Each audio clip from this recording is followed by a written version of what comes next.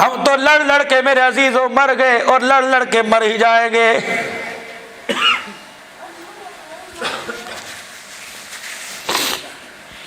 قیامت کا دن ہوگا، لوگوں ذرا قیامت کا نقشہ تو کھینچے۔ اللہ کے نبی نے جو بتلایا، فرمایا قیامت کا دن ہوگا، بڑے بڑے اعمال کی گٹھڑیاں اللہ کے دربار میں بندہ لے کے آئے گا۔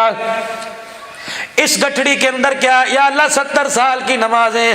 اس گٹھڑی کے اندر کیا؟ یا اللہ 50 سال کا مسجد نبوی کا اعتکاف۔ اس گٹھڑی کے اندر کیا؟ 30 سال تیرے نبی کے شہر میں عید کی نماز پڑھتا رہا۔ اس گٹھڑی کے اندر کیا؟ یا اللہ 40 سال تک ہر سال حج کرتا رہا۔ اللہ فرمائیں گے کوئی شک نہیں، فرشتوں ذرا میرے سامنے کھڑا کرو، یہ جتنی گٹھڑیاں اٹھا کے لا رہا ہے ذرا اس کے اتار، سر سے اتارنے میں ذرا اس کے مددگار بنو۔ فرشتے گٹھڑیاں پکڑ کر ثواب کی انسان کے دائیں بائیں رکھیں گے۔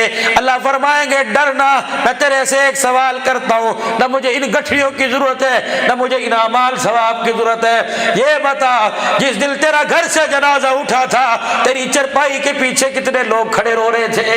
کہے گا اللہ 4 بچیاں 2 بچے اور 1 بیوی۔ اللہ فرمائے گے یہ میں نے تجھے امانت دی تھی، پتہ انہیں کتنا ہنسا کے آیا کتنا رلا کے آیا ہے۔ یقین جانو اگر بیوی روتی ہوئی آ گئی، خدا کی قسم سارے اعمال کی گٹھڑیاں اللہ منہ پر مار دے گا۔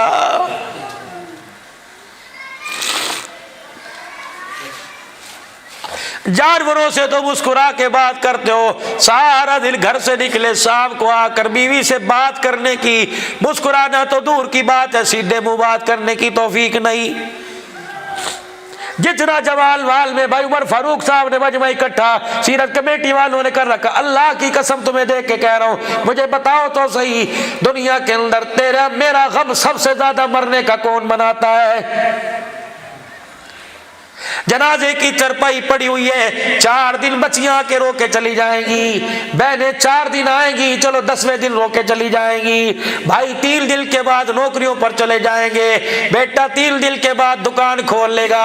ایک عورت گھر کے اندر جس نے کبھی جوڑا لال پہ اتارا نہیں، وہ تیری محبت میں تیرے غم میں کبھی لال جوڑا نہیں پہنے گی۔ میں نے پوچھا یہ کونے کے اندر چادر لپیٹ کے کون بیٹھی ہے؟ کہ اللہ اکبر، 1 دن نہیں 4 مہینے 10 دن ہو گئے اپنے شوہر کا غم منا رہی ہے۔ یہ لال جوڑا نہیں پہنتی، کسی کی شادی میں نہیں گئی، کسی کے بیاہ میں نہیں گئی، یہ روٹی کھاتے ہوئے رونے لگ جاتی ہے، یہ پانی پیتے ہوئے رونے لگ جاتی ہے، یہ رات کو سوتے ہوئے کوکے مار مار کے روتی ہے، کبھی یہ سامنے والی چرپائی کو چوم چوم کے روتی ہے، کبھی الماری کے اندر کپڑے دیکھ کر اپنے شوہر کے کپڑوں کو ہاتھوں میں لے لے کے روتی ہے، کبھی جوتیوں کو دیکھ کے روتی ہے۔ جو شوہر کو کھانا پسند تھا گھر کے اندر وہ ہڈیا میں کھانا پکے، اس کھانے کے پکڑے کو دیکھ کے رونے لگ جاتی ہے۔ سب سے زیادہ غم تیری جدائی میں تیری عورت مناتی ہے، مجھے پتہ نہیں تیری زندگی میں وہ تیرے پیر کی جتی کیسے بن جاتی ہے۔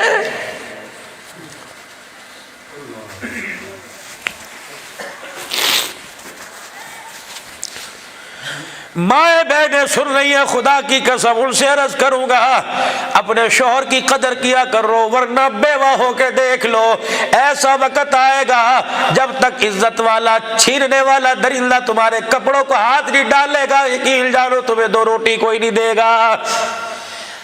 حضرات سے عرض کروں گا میرے ویرو اپنی بیویوں سے پیار کیا کرو، ورنہ میرے عزیزوں بیویوں کی قبر میں جانے کی دیر ہے۔ 4 بچے 4 بہویں گھر میں آ گئی، تم بھوک کی وجہ سے رات کروٹیں بدلتے رہو گے، تمہیں پانی کے لیے 8 میں سے کوئی پوچھنے نہیں آئے گا۔ فسبح بحمد ربک واستغفر۔ او لوگوں جب بڑھاپا آ جائے، دانت ہلنے لگ جائیں، آنکھوں کی بینائی چلی جائے، دور بار کی چیزیں دیکھی جائے نہ پڑھی جائے، اس وقت کیا کرو؟ مسجد سے اپنا دل لگا لو، ہر وقت مسجد میں بیٹھو۔ خدا نہ کرے بازار میں موت آ گئی، پتہ نہیں کس حالت میں قبر میں جائیں گے، صبح و شام مسجد کے ویڑے میں آ کر بیٹھ کر اللہ کا ذکر کرنا شروع کر دیا کرو، اللہ کے گھر کو آباد کرنا شروع کرو۔ خدا پاک کی قسم تم خدا کے گھر کو آباد کرو، اللہ مرنے سے پہلے تمہارے گھروں کو آباد کرے گا، مرنے کے بعد تمہاری قبروں کو آباد کرے گا۔